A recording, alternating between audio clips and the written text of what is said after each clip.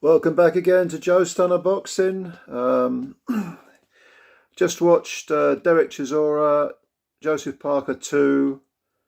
Earlier in the year we had the third Fury Wilder fight, and I sort of thought, initially when that was announced, I thought, do we really need this? It was the same with this fight. When this was announced, I thought, do we really want to watch Parker and Chisora again? And on both instances, how wrong I was, how wrong many of us were, because although Chisora Parker 2 didn't quite get up to the level of the third Fury Wilder fight, it was nevertheless vastly superior to the first fight in terms of entertainment, and was just a great fight, or at least the first 2/3, 3/4 of it were. It kind of petered out because both guys were knackered. So the last 3 or 4 rounds didn't have that sort of supercharged element that the first, 8 or 9 did. But nevertheless, it was a very, very good heavyweight contest. I made a video back in October, I think it was October the 21st, and it had a title, I can't remember exactly. I think it was something like The Frustrating Case of Joseph Parker. I think that's what it was called. And I basically said that Parker he had all the tools, but like a lot of people, I find him frustrating because he doesn't seem to use them. He never seems to actually put it all together. And most importantly of all, he never seemed to have that spite in him that's necessary to really go places. He seemed like too laid back a guy and too nice a guy. Well, he came out in this fight. In the first round, he took centre of the ring, and suddenly you saw a bit of fight and spite in him because he was letting his hands go. He was refusing to back off. He was firing combinations. Dereck was his usual come forward self, very sort of, Joe Frazier-esque, I suppose you might say. Always looking for the big overhand right, maybe the left hook to the body. Didn't get a look in the first round. Threw a bit, didn't land anything on Parker. Parker won the first round. Second round, a little bit closer. But the third round, Parker, with this sort of renewed energy, if you like, this Joseph Parker that we hadn't seen before, he really puts it on Dereck. And would you believe he almost stops Dereck?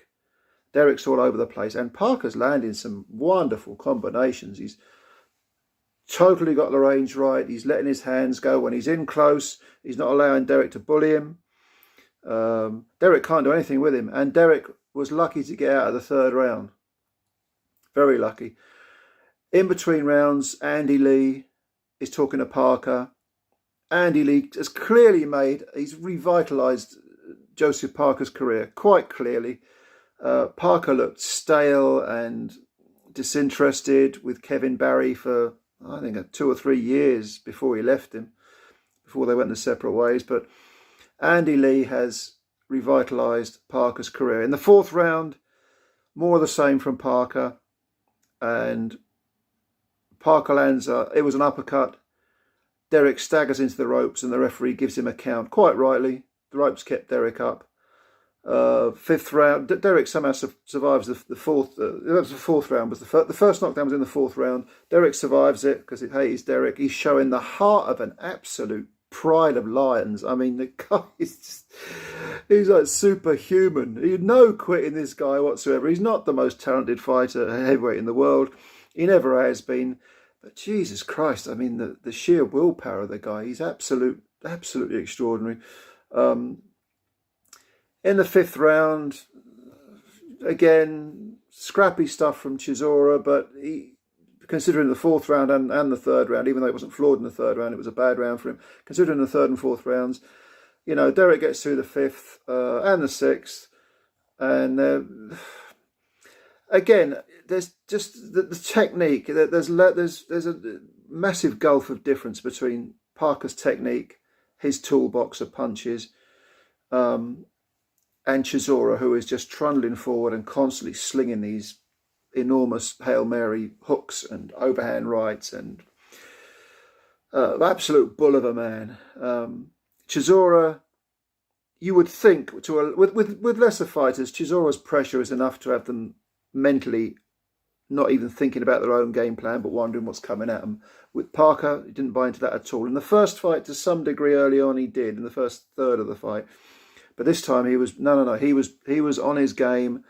He knew what to expect from Chisora, and he was implementing his own arsenal straight at Dereck, and Dereck was feeling the pace. And I think it was the second knockdown came in round 7. Again, an uppercut that put Dereck on his knees. Dereck got up looking absolutely shattered, walked to a corner, and there was about a minute of the round to go. Basically tried to draw Parker's sting. He wasn't going to throw any punches. I've been floored, I've lost the round, so I'm just going to conserve some energy. Parker came at him, couldn't finish him. Dereck rode out the punches. In round 8, he was floored again. Chisora was floored again. This time, it was another uppercut, and again he fell backwards into the ropes.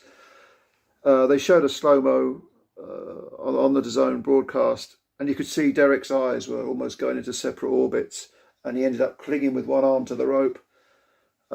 Given a third count of the fight, so he's a mile behind on points. Howard Foster was the referee.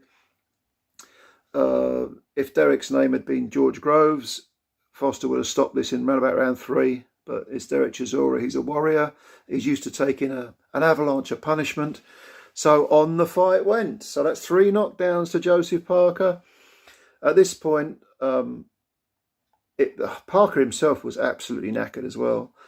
So the last quarter of the fight, rounds 9, 10, 11, 12, were less frenetic, but nevertheless grueling and absorbing, and it had become, I think, a case of will Dereck make it to the 12th round, or B, will he somehow land a punch that will turn the whole fight around and maybe drop Parker or maybe even stop him. I don't think that was very likely, but I think everyone, even though Parker was a mile ahead on points, I don't think anyone didn't want Dereck to hear that final bell, because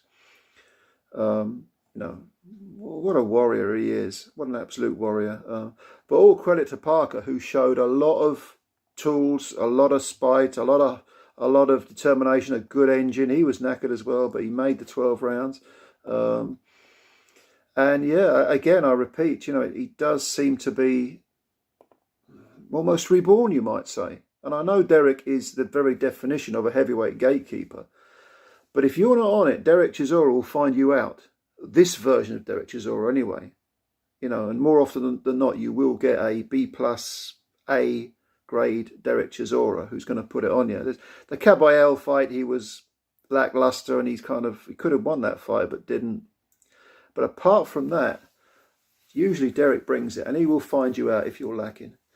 So it was a unanimous decision, but the cards are worth mentioning because Parker won by scores of 115, 110, 115, 111 and 114, 112.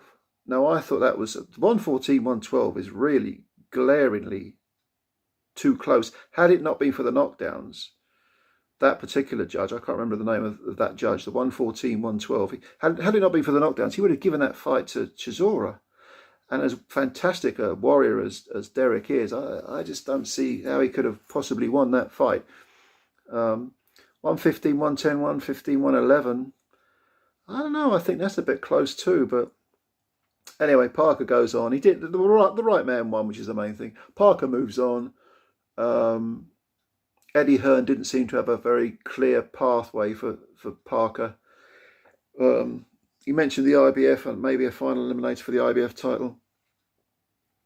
But of course, Parker is great friends with Tyson Fury. Hence the Andy Lee connection. He won't go down that WBC route because he didn't want to fight his mate. But the IBF currently held by Usyk, yeah, he could go down that avenue, I suppose. But yeah, it was a great fight. It was a good fight. Well, it was a very good fight. Maybe not a great one, but a very, very good heavyweight battle. Another one for Chisora to add to his resume. He's been in so many great battles. And a good performance by Parker, who will be a better fighter for this. He's only 29 still, Parker. Seems to have been around forever, but he's only 29. So I think he'll be a much better fighter for this tough, hard, grueling 12 rounds. And all credit to Andy Lee in the corner as well. Andy Lee at one point, very early on in the second or third round, he gave, I thought, a terrific bit of advice. He said to Joseph, even though he wanted him to keep it at range, keep it long, he said, don't stand bolt upright, keep it low. So you're boxing from range, but you're keeping your head low because of those big overhand punches, those ones that are going to put your head in the cheap seats that Dereck always throws. And it was some good advice. That's just one example, but there was some good advice from Andy Lee. Very, very calm voice, very intelligent man. I like Andy Lee a lot. I think he's got a good future as a trainer. But what did you think? Did you see it? What do you think of the fight? All credit to Parker, all credit to Chisora. Yeah, maybe. Is Dell going to retire? What do you think? What about Joseph? Do you think he's got a... What's the best route to a title shot for Joseph? He wants to be a 2-time world belt holder, so what do you think? But yeah, 2022 is coming up, and Joseph Parker's onwards and upwards. Dereck, he's got some reflecting to do, hasn't he? But let me know your opinions in the comments section. If you enjoyed the fight, just let me know what you think. I'm always interested in your comments. If you're new to the channel, please subscribe. If you're watching this video, thanks for your time. I appreciate you watching. Hit that subscribe button for me. That's a big help to this channel. And maybe like the video, if you like it.